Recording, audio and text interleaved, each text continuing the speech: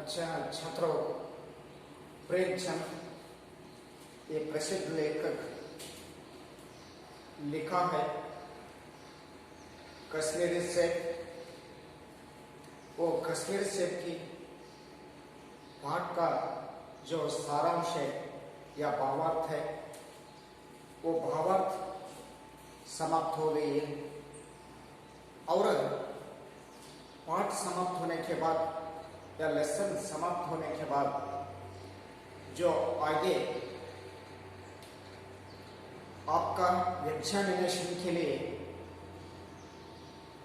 जो शब्द है कठिन शब्द, वो कठिन शब्द का समानार्थक रूप के बारे में प्रश्न पूछा आ जा सकता है। इसके लिए कश्मीरी से ये पाठ समाप्त होने के बाद फिर से आज हम शब्दार्थ के बारे में विचार करेंगे। आत्मीय ವಿದ್ಯಾರ್ಥಿಗಳೇ, ಇಲ್ಲಿ ಪ್ರೇಮಚಂದ್ ಅವರು ಬರೆದಿರುವಂತಹ ಕಾಶ್ಮೀರಿ ಸೇಬ್ ಅನ್ನುವಂತಹ ಕಥೆಯು ಸಮಾಪ್ತಿ ಆದ ನಂತರ ಪುನಃ ನಾವು ಏನು ಮಾಡಬೇಕಾಗುತ್ತೆ, ಶಬ್ದಾರ್ಥಗಳ ಕಡೆ ಗಮನ ಕೊಡಬೇಕಾಗ್ತದೆ. ಶಬ್ದಾರ್ಥಗಳ ಕಡೆ ಯಾಕೆ ಗಮನ ಕೊಡಬೇಕು ಅಂತಂದ್ರೆ, ನಾಳೆ ನಿಮ್ಮ ವಾರ್ಷಿಕ ಪರೀಕ್ಷೆಯಲ್ಲಿ ಸಮಾನಾರ್ಥಕ ಪದಗಳನ್ನು ಬರೀರಿ ಅಂತ ಒಂದು ಪ್ರಶ್ನೆ ಇರುತ್ತೆ. ಅದಕ್ಕೆ ನಾವು ಉತ್ತರ ಕೊಡಬೇಕು ಅಂತಂದ್ರೆ ಕೆಲವು ಪದಗಳ ಅರ್ಥ ನಮಗೆ ಗೊತ್ತಿರಲೇಬೇಕು. ಆ ಪಾಠದಲ್ಲಿ ಬರುವಂತಹ ಕೆಲವು ಪದಗಳ ಅರ್ಥ ನಮಗೆ ಗೊತ್ತಿತ್ತು ಅಂತಂದ್ರೆ ಸಮಾನಾರ್ಥಕ ಪದಗಳ ಅರ್ಥವನ್ನ ನಮಗೆ ಬರಲಿಕ್ಕೆ ಸಾಧ್ಯ ಅಲ್ಲ. ಅದಕ್ಕೋಸ್ಕರವಾಗಿ ನಾವೇನ್ ಮಾಡೋಣ ಅಂತಂದ್ರೆ, ಈ ಶಬ್ದಾರ್ಥ ಅನ್ನುವಂಥ ಭಾಗದಲ್ಲಿ ಕೆಲವು ಶಬ್ದಗಳನ್ನ ಅಂದ್ರೆ ಕಠಿಣ ಶಬ್ದಗಳು ಅಂತ ಕರಿತೀವಿ, ಆ ಪದಗಳ ಅರ್ಥವನ್ನ ಆದಷ್ಟು ನಾವು ನೆನಪಿನಲ್ಲಿಟ್ಕೊಳ್ಳೋದು ಬಹಳ ಸೂಕ್ತವಾಗಿರತಕ್ಕಂಥದ್ದು ಅಂತ. ಹಾಗಾದ್ರೆ जो शब्दार्थ कश्मीरी से इस पाठ में आने वाले जो कठिन शब्द है, वो कठिन शब्द के बारे में पहले इस समय में विचार करेंगे। यहाँ पर मेवा परोश एक शब्द है। मेवा परोश का अर्थ क्या है? मेवा या ताजे फल बेचने वाला, मेवा या ताजे फल बेचने वाला, ताजा फल बेचने वालों को हमें क्या कहती है? मेवा परोश के नाम से पुकार जा सकती है या कहा जा सकती है। मेवा परोश ಅಂತಂದ್ರೆ ತಾಜಾ ಹಣ್ಣುಗಳನ್ನ ಮಾರುವ ವ್ಯಕ್ತಿ, ಅವನನ್ನು ನಾವು ಏನಂತ ಕರಿತೀವಿ ಹಿಂದಿಯಲ್ಲಿ ಅಂತಂದ್ರೆ ಮೇವಾ परोश ಅಂತ ಕರಿತೀವಿ. नजर दूसरा शब्द है नजर। नजर का अर्थ क्या है? जो नजर का अर्थ दृष्टि, निगाह। नजर का अर्थ इस तरह है दृष्टि और निगाह। ನಜರ್ ಅನ್ನುವಂತಹ ಒಂದು ಪದ ಹಿಂದಿಯಲ್ಲಿ ತೆಗೆದುಕೊಂಡಾಗ ಕನ್ನಡದಲ್ಲಿ ಏನಾಗುತ್ತೆ, ಆ ವಸ್ತುವನ್ನ ಖರೀದಿ ಮಾಡುವಾಗ ಅದರ ಮೇಲೆ ದೃಷ್ಟಿ ಹಾಕಬೇಕು ಅಂತ ಹೇಳ್ತೀವಿ. ನಜರ್ ಅನ್ನುವಂಥ ಪದ ದೃಷ್ಟಿ ಎನ್ನುವಂಥದ್ದು ಕೊಡುತ್ತೆ. ನಜರ್ ಅನ್ನುವಂಥ ಪದ ನಿಗಾಹ ಅಂತ ಹೇಳ್ತೀವಿ. ನಿಗಾಹ ಅಂದ್ರೆ ಆ ವಸ್ತುವನ್ನ ನಾವು ಕೇಂದ್ರೀಕೃತವಾಗಿ ನಿಗಾ ವಹಿಸುವುದು, ಆ ವಸ್ತುವಿನ ಬಗ್ಗೆ ಅರ್ಥ ಮಾಡಿಕೊಳ್ಳೋಕೆ ನಾವೇನಂತ ಕರಿತೀವಿ? ನಜರ್ ಅಂತ ಕರಿತೀವಿ. सो नजर का अर्थ क्या हो सकती है? दृष्टि और निगाह हो जा सकता है। और दिखाई देना फिर क्या है? नजर का अर्थ दृष्टि है, नजर का अर्थ निगाह है और नजर का अर्थ दिखाई देना, वो चीजों के बारे में हमें दिखाई देना।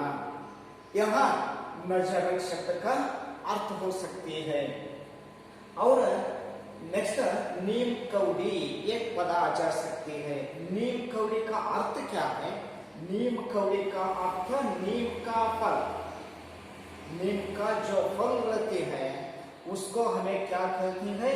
नीम कौड़ी कहा जा सकती है। और स्वाद रुचि, नीम कौड़ी का अर्थ नीम का फल और स्वाद रुचि। नीम कौड़ी ಅಂತ ಒಂದು ಪದ ಇದೆ. ಈ ನೀಮ್ ಕೌಡಿ ಅನ್ನುವಂತಹ ಪದದ ಅರ್ಥ ಏನು ಅಂದ್ರೆ ನೀಮ್ ಕಾ ಫಲ್, ಬೇವಿನ ಹಣ್ಣು. ಅಥವಾ ಸ್ವಾದ ಮತ್ತು ರುಚಿ ಅನ್ನುವಂಥದ್ದು. ನೀಮ್ ಕಪ್ ನೀಮ್ ಕೌಡಿ ಅನ್ನುವಂಥ ಪದ ಅರ್ಥ ಏನು ಕೊಡುತ್ತೆ? ನೀಮ್ का फल और स्वाद रुचि. नेक्स्ट जो शब्द है लौंडा. लौंडा का अर्थ क्या है? छोकरा या बालक. प्रेमचंद ने उपयोग किया है लौंडा. लौंडा का अर्थ क्या हो सकता है? लौंडा का अर्थ छोकरा. लौंडा का अर्थ क्या है? बालक. लौंडा कहे तो ये प्रेमचंद की जो कहानी है कश्मीर से, वहां पर दुकान में लौंडा था, इस तरह वो शब्द देता है. ಅಂಗಡಿಯಲ್ಲಿ ಒಬ್ಬ ಹುಡುಗನಿದ್ದನು. ಲೌಂಡ ಅನ್ನುವಂಥ ಪದದ ಅರ್ಥ ಚೋಕ್ರ ಅಂತ ಹೇಳ್ತೀವಿ ಅಥವಾ ಹುಡುಗ ಅಂತ ನಾವು ಅರ್ಥ ಮಾಡ್ಕೊಂತೀವಿ. ತದನಂತರ ಮೋಲ್ ಭಾವ್, मोल भाव ಅಂತ ಬರುತ್ತೆ. मोल भाव का जो अर्थ है मूल्य, ಕಿಮ್ಮತ್, दाम. मोल ಭಾವದ ಅರ್ಥ ಏನು ಅಂತಂದ್ರೆ ಮೂಲ್ಯ ಅಥವಾ ಕಿಮ್ಮತ್ ಅಥವಾ ದಾಮ್. ಆ ವಸ್ತುವನ್ನ ಕೊಂಡುಕೊಳ್ಳುವ ಸಂದರ್ಭದಲ್ಲಿ ಆ ವಸ್ತುವಿನ ಬೆಲೆ ಅನ್ನುವಂಥದ್ದು ಏನಿರುತ್ತೆ, ಆ ವಸ್ತುವಿನ ಕಿಮ್ಮತ್ತು ಅಂತ ಏನ್ ಹೇಳ್ತೀವಲ್ಲ, ಅದಕ್ಕೆ ನಾವೇನು ಕರಿತೀವಿ? ಮೂಲ ಭಾವ ಅಂತ ಕರಿತೀವಿ. ಮೂಲ ಭಾವ का अर्थ क्या है? मूल्य अथवा कीमत अथवा दाम. तराजू, तराजू का अर्थ क्या है? तराजू तौलने का साधन. तराजू का अर्थ क्या है? वस्तुओं को तौलने का जो साधन रहती है, वो साधन को हमें क्या कहा जा सकता है? तराजू कहती है. तराजू ಅನ್ನುವಂತ ಅರ್ಥ ಏನು ಅಂದ್ರೆ ವಸ್ತುಗಳನ್ನ ಕಾಟ ಮಾಡುವಂಥದ್ದು, ವಸ್ತುಗಳನ್ನ ತೂಕ ಮಾಡುವಂತ ಏನು ಸಾಧನ ಇರುತ್ತೆ, ಆ ಸಾಧನಕ್ಕೆ ನಾವು ತರಾಜು ಅಂತ ಕರಿತೀವಿ. ತರಾಜು ಅಂದ್ರೆ ತಕ್ಕಡಿ. ಒಟ್ಟಿನಲ್ಲಿ ಅದರ ಅರ್ಥ ನಾವೇನಂತ ಹೇಳ್ಬಹುದು ಅಂತಂದ್ರೆ ಅರ್ಥ ತಕ್ಕಡಿ ಅಂತ ಹೇಳ್ತೀವಿ. जो वस्तुओं को तराजू करती है, वस्तुओं को तौलना करती है, वो चीज को हमें क्या कहती है? वो वस्तुओं को तकड़ी कहती है. कायदा, कायदा या नियम. कायदा का अर्थ क्या है? जो कायदा पास हो गई है, इस तरह जो कहती है. कायदा का अर्थ क्या है? कायदा का अर्थ नियम है. कायदा का अर्थ क्या है? कायदा का अर्थ नियम है. और रीति, ಕಾಯ್ದಾ का अर्थ ನಿಯಮ ಅವರ ರೀತಿ. ಕಾಯ್ದೆ ಅನ್ನುವಂಥ ಒಂದು ಪದ ಬರುತ್ತೆ, ಕಾಯ್ದಾ ಅನ್ನುವಂಥದ್ದು. ಅದರ ಅರ್ಥ ಏನು ಅಂದ್ರೆ ನಿಯಮ ಅನ್ನುವಂಥದ್ದು ಅಥವಾ ರೀತಿ ಅಂತ ಅರ್ಥ. गणना, इसका अर्थ है किसी वस्तु का घनत्व कम होना. गणना ಅನ್ನುವಂಥ ವಸ್ತು ಪದಾರ್ಥ ಬರುತ್ತೆ, ಗಣನಾ ಅನ್ನುವಂಥ ಒಂದು ಶಬ್ದ ಬರುತ್ತೆ. ಆ ಗಣನಾ ಅನ್ನುವಂಥ ಶಬ್ದದ ಅರ್ಥ ಏನು ಅಂತಂದ್ರೆ ಕಿಸಿ ವಸ್ತು ಕಾ ಘನತ್ವ ಕಮ್ ಹೋನ. ಯಾವುದೇ ವಸ್ತುವನ್ನ ತೆಗೆದುಕೊಂಡಾಗ ಅದರ ಮೂಲತಃವಾಗಿರುವಂತಹ ಏನ ಘನತ್ವ ಇದೆ, ಅದರಲ್ಲಿರುವಂತ ಏನ ಸ್ವಾದ ಇದೆ ಅಥವಾ ಅದರಲ್ಲಿರುವಂತ ಏನು ಮೌಲ್ಯ ಇದೆ, ಆ ಮೌಲ್ಯವು ಕಡಿಮೆಯಾಗುತ್ತೆ. ಕಡಿಮೆ ಆಗುವುದಕ್ಕೆ ನಾವೇನಂತ ಕರಿತೀವಿ ಅಂತಂದ್ರೆ गलना अंत करीतीवी. जो गलना हो गई है, सेब क्या हो गई है? सेब गलना हो गई है. सेब गलना हो गई है, इसका अर्थ क्या है? वो से जो घनत्व है वो घनत्व कम हो गया है. जिस तरह गलना शब्द का अर्थ होती है. और बेदा, बेदा साफ जिसमें कोई दागा न हो. बेदा का अर्थ क्या है? साफ और जिसमें कोई दागा न हो. बेदा का अर्थ क्या है? वो चीज साफ रहना चाहिए और जिसमें वो चीज में वो चीज में कोई दागा न हो. ಬೇದಾದ ಅರ್ಥ ಏನು ಅಂತಂದ್ರೆ ಆ ವಸ್ತು ಸ್ವಚ್ಛವಾಗಿರಬೇಕು, ಅದನ್ನ ಕ್ಲೀನ್ ಆಗಿರಬೇಕು ಅಥವಾ ತಿನ್ನಲಿಕ್ಕೆ ಯೋಗ್ಯವಾಗಿರಬೇಕು. ಅದರಲ್ಲಿ ಯಾವುದೇ ತರಹ ಪ್ರಶ್ಮನ ಅನ್ನುವಂಥದ್ದು ಇರಕೂಡದು. ಅದಕ್ಕೆ ನಾವೇನು ಕರಿತೀವಿ? ಬೇದಾದ ಅಂತ ಕರಿತೀವಿ. जो सुराख, सुराख इसका अर्थ है छेद, जो बाग होना या उसमें छेद करना. ಸುರಾಖ ಅನ್ನುವಂಥ ಪದ ಬರುತ್ತೆ. ಈ ಸುರಾಖ ಅನ್ನುವಂಥ ಪದದ ಅರ್ಥ ಏನು? ಛೇದ. ಛೇದ ಅಂದ್ರೆ ಕತ್ತರಿಸು ಅಥವಾ ಭಾಗವನ್ನಾಗಿ ಮಾಡುವುದು ಅಂತ. ಬೇರ್, जो नेक्स्ट शब्द है बेर, एक प्रकार का फल. बेर इसका अर्थ क्या है? जो बेर का अर्थ एक प्रकार का फल है. बेर का अर्थ क्या है? वो बेर का अर्थ एक प्रकार का वो फल है. बेर ಅಂತ ಏನು ಅಂದ್ರೆ ಅಂತಂದ್ರೆ ಬೇರ್ ಅನ್ನುವಂಥದ್ದು ಒಂದು ವಸ್ತುವಿನ ಪದಾರ್ಥದ ಹೆಸರು. अच्छा छात्र, बांप लेना एक शब्द है. बांप लेना क्या है? पहचानना. बांप लेना का अर्थ क्या है? जो बांप लेना का अर्थ पहचानना. पहचानना ಇಟ್ ಮೀನ್ಸ್ ಇದರ ಅರ್ಥ ಏನು ಅಂತಂದ್ರೆ ಗುರುತಿಸುವಂತ. ನೆಕ್ಸ್ಟ್ ಚೌಕಸ್. चौकस जो अर्थ है सचेत, सचेत और सावधान. ಚೌಕಸ್ ಅರ್ಥ ಏನು ಅಂತಂದ್ರೆ ಸಚೇತ ಅನ್ನುವಂಥದ್ದು ಅಥವಾ ಸಾವಧಾನದಿಂದ ಆ ವಸ್ತುಗಳನ್ನ ನಾವೇನ್ ಮಾಡ್ಬೇಕು? ಚೌಕಾಶ್ ಮಾಡಬೇಕು. ಅಂದ್ರೆ ಅದರ ವಸ್ತುವಿನ ಗುಣಾವಗುಣಗಳನ್ನ ಪರೀಕ್ಷೆ ಮಾಡ್ಕೋಬೇಕು ಅಂತ. कचहरी ಅಂತ ಬರುತ್ತೆ. जो कचहरी शब्द है, कचहरी शब्द का अर्थ क्या है? दफ्तर. कचहरी ಅಂತಂದ್ರೆ ನಾವೇನಂತ ಕರಿತೀವಿ ಅಂತಂದ್ರೆ ಕಾಗದ ಪತ್ರಗಳು ಅಥವಾ ಕಚೇರಿ ಅಂತ ಕರಿತೀವಿ. ಎಲ್ಲಿ ಕಾಗದ ಪತ್ರಗಳ ಒಂದು ವಿಂಗಡಣೆ ಆಗುತ್ತೆ, ಬಟವಡೆ ಅನ್ನುವಂಥದ್ದಾಗುತ್ತೆ. ಕಾಗದ ಪತ್ರಗಳ ಒಂದು ಚಲಾವಣೆ ಅನ್ನುವಂಥದ್ದು ಎಲ್ಲಿರುತ್ತೆ ಅದಕ್ಕೆ ನಾವು ಕಚೇರಿ ಅಥವಾ ಆಫೀಸ್ ಅಂತ ಏನ್ ಕರಿತೀವಲ್ಲ ಆ ತೆರನಾಗಿ ಕಚೇರಿ. इसका जो अर्थ है दफ्तर. और साख, साख का अर्थ क्या है? लेन देना ಅಂದ್ರೆ ಕೊಡತಗೊಳ್ಳೋದು ಅಂತ. चटान, शेर का 16वें भाग की एक तौल. जो तौल में क्या है? 16 भाग है. तो एक तौल में क्या है? 16 भाग है.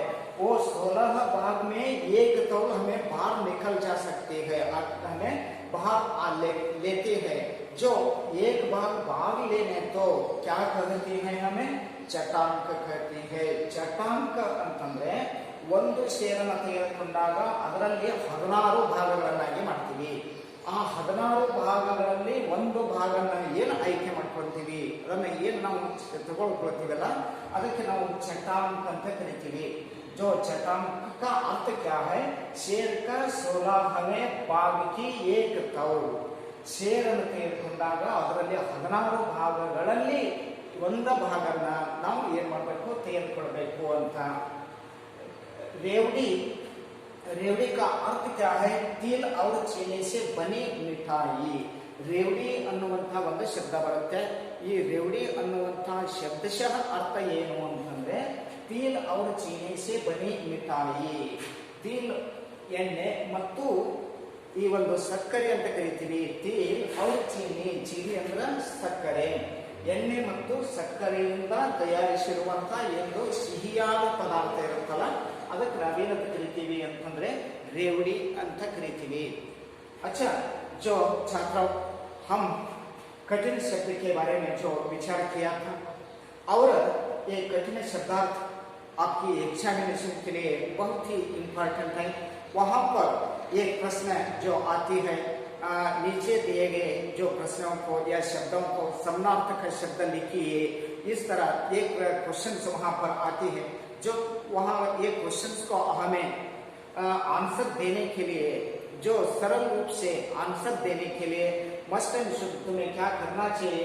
ये शब्द है वो शब्द याद में रखकर वहां पर प्रश्न पूछा जा सकती है. वो प्रश्न को उत्तर देने के लिए आसान से तुम्हें उत्तर दे सकती है.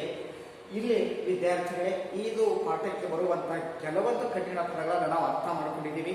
ಅವು ತಮ್ಮ ಮುಂದಿನ ಪರೀಕ್ಷೆಗೆ ಅನುಕೂಲವಾಗಿರುವಂಥವು. ಅದಕ್ಕೋಸ್ಕರವಾಗಿ ಆ ಕಠಿಣ ಶಬ್ದಗಳನ್ನು ಏನದವ ಅವು ಆದಷ್ಟು ನೆನಪಿನಾಗಿಟ್ಟುಕೊಂಡು ತಾವು ಮುಂದೆ ಬರುವಂತಹ ಪರೀಕ್ಷೆಯಲ್ಲಿ ಸಮಾನಾರ್ಥಕ ಶಬ್ದಗಳನ್ನ ಬರೀರಿ ಅಂತ ಏನು ಪ್ರಶ್ನೆ ಇರುತ್ತೆ ಅದಕ್ಕೆ ಉತ್ತರ ಕೊಡಲಿಕ್ಕೆ ಅನುಕೂಲ ಆಗುತ್ತೆ. ಆದಷ್ಟು ಇದರ ಕಡೆ ತಮ್ಮ ಗಮನವನ್ನಿರಬೇಕು ಅಂತ. ಜೊತೆಗೆ ವಿದ್ಯಾರ್ಥಿಗಳೇ, ತಾವು ಇನ್ನು ಮನೆಯಲ್ಲಿ ಮಾಡಬೇಕಾಗಿರ್ತಕ್ಕಂಥದ್ದು ಏನು ಅಂತಂದ್ರೆ ಏಕವಾಕ್ಯವೇ ಉತ್ತರ ಲಿಖಿಯೇ ಅಂತಿದೆ.